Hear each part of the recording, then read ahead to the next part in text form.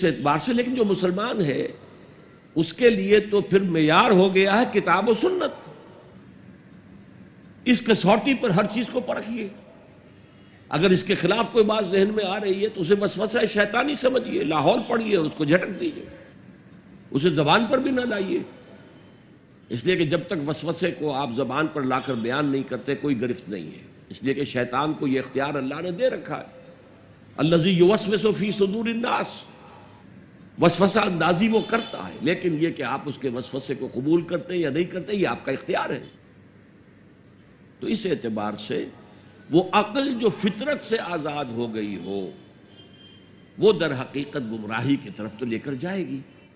مشتاق احمد صاحب ملازمت پیشہ ہیں. آپ کا سوال ہے کہ شرک کو چھوڑ کر میری ذات سے دانستہ یا غیر دانستہ لغزشیں ہوتی رہتی ہیں جس کا براہ راست فوری اثر میری روزی روٹی پر ہوتا ہے. توبہ کرتا ہوں، نادم ہوتا ہوں، ضمیر بھی ملامت کرتا ہے، لیکن پھر گناہ کی کشش شجر ممنوعہ کو چھوڑے بغیر نہیں رہ سکتی. کیا انسان اس حد تک کمزور ہے؟ تدارک کیا کرنا چاہیے؟ تدارک کیا ہوگا؟ دیکھیے تدارک تو یہ ہے کہ اپنے ایمان کو اور گہرا کیجئے اور گہرا کیجئے اور گہرا کیجئے. جس کا منبع اور سرچشمہ قرآن ہے، قرآن پڑھیں اور قرآن کو اول تو کوشش کریں. اگر آپ کی عمر ابھی ایسی ہے کہ آپ سیکھ سکتے ہیں تو عربی زبان سیکھیں اور قرآن کو اپنی آنکھ سے پڑھیں، ترجمے سے نہیں. ترجمہ سیکنڈ ہینڈ نالج ہے. ترجمہ جب آپ پڑھ رہے ہوتے ہیں تو مترجم کی آنکھ سے قرآن پڑھ رہے ہوتے ہیں، اپنی آنکھ سے نہیں. وہ سیکنڈ ہینڈ نالج ہے. وہ نالج دے سکتا ہے، انسپائر نہیں کر سکتا. ترجمہ کبھی انسپائر نہیں کرتا. تو ایمان جو پیدا ہوتا ہے وہ قرآن کو سمجھ کر پڑھنے سے ہے.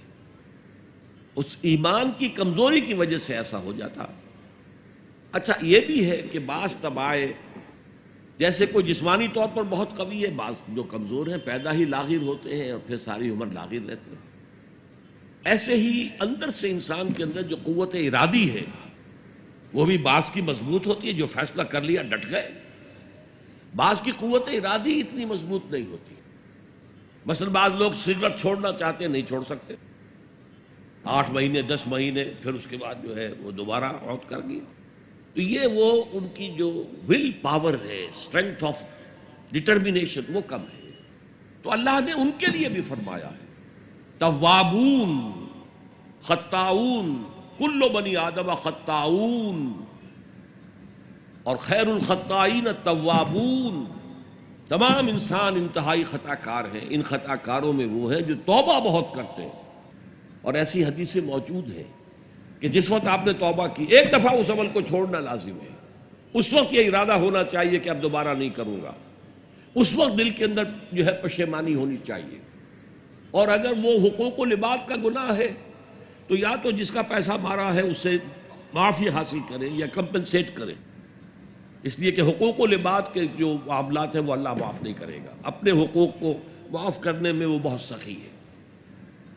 اس کے بعد آپ کچھ عرصے کے بعد پھر گناہ ہو گئے پھر توبہ کریں، پھر گناہ ہو جائے پھر توبہ کریں. جڑے رہیں اللہ کے ساتھ. میں اس کی مثال دیا کرتا ہوں، کسی بچے کو ماں مار رہی ہے، وہ بچہ ماں ہی سے لپٹ رہا ہے. اسی طریقے سے اللہ سے لپٹے رہو اور سمجھو کہ ہاں یہ مجھ سے گناہ ہو رہا ہے، پھر دوبارہ. تو اس لیے کوئی حرج نہیں ہے. اگر آپ کی قوت ارادی کمزور ہے تو اللہ تعالیٰ جو ہے آپ کی جو بھی قوت اس نے آپ میں رکھی ہے، آپ کے جینز میں کوئی کمزوری ہے تو میں بیان کر چکا ہوں کہ جو شاکلہ انسان کا ہے قل کل یعمل علی شاکلتہ، یہ وہ جینز کے ذریعے سے بنتا ہے اور ماحول کی وجہ سے بنتا ہے. لہذا اس کے اندر اندر ہی آپ عمل کر سکتے ہیں. تو اللہ تعالیٰ جانتا ہے اور ہر ایک سے وہ اس کی وسعت کے مطابق حساب لے گا. لا یکلف اللہ نفسا الا وسعہا. تم اپنے آپ کو اولاد میں انویسٹ کر دیتے ہو، اپنی پوری جوانی کی قوتیں اولاد کے اوپر صرف کر دیتے ہو. اولاد کتنی ایسی ہے جو والدین کی خدمت کرے پھر بڑھاپے میں کوئی بدلہ دے سکتی؟ ہاں اللہ کے لیے جو کرو گے اس کا بدلہ محفوظ ہے. اور یقیناً اللہ ہی تو ہے جس کے پاس بہترین بدلہ ہے. تم اپنے آپ کو اولاد میں انویسٹ کر دیتے ہو. اپنی پوری جوانی کی قوتیں اولاد کے مسخر کر دیتے ہو۔ بدقسمتی سے ہمارے معاشرے میں طلاق کو بے انتہا برا چیز سمجھ لیا گیا ہے۔ یہ ہم پر عیسائیت کا بھی اثر ہے، ہندو مت کا بھی اثر ہے، اور طلاق مطلقہ عورت کے بھی دوسرے نکاح کا کوئی سوال ہی نہیں۔ اگر کوئی مطلقہ عورت یا بیوہ عورت نکاح ثانی کرتی ہے تو اس پر بھی فقرے چست کیے جاتے ہیں، اس سے رہا نہیں گیا، یہ بیٹھ نہیں سکی، وغیرہ وغیرہ۔ اس لیے عورتیں عام طور پر اس سے بچتی ہیں۔ ہمیں جو اسلامی اسپرٹ ہے اس کو رکھنا چاہیے۔ انکحوا الایام منکم، بیواؤں کا نکاح کرو، تو یہ فرض ہے، لازم ہے۔ عرب ممالک میں آج بھی کوئی بھی رکاوٹ نہیں ہوتی، اور قرآن مجید میں بھی ایک جگہ پر سورہ نساء میں کہا گیا ہے کہ اگر تمہارا معاملہ آپس میں نہیں نپٹا تو ٹھیک ہے، علیحدہ ہو جاؤ، کوشش کرو حتی الامکان کے نباہ ہوتا رہے، لیکن اگر کسی وجہ سے مزاج ہی نہیں مل رہے، ہر وقت کی کھٹ پٹ ہے، اور کوئی جو ہے میڈیشن، حکم من اہلہ و حکم من اہلہا، ایک حکم اس کے بیوی کے رشتہ داروں میں سے، ایک حکم جو ہے شوہر کے رشتہ داروں میں سے، وہ بیٹھ کر کسی طرح معاملہ سلجھائیں، نہیں سلجھتا تو علیحدہ ہو جاؤ۔ اللہ تعالیٰ دونوں کے لیے کوئی بہتر شکل پیدا کر دے گا۔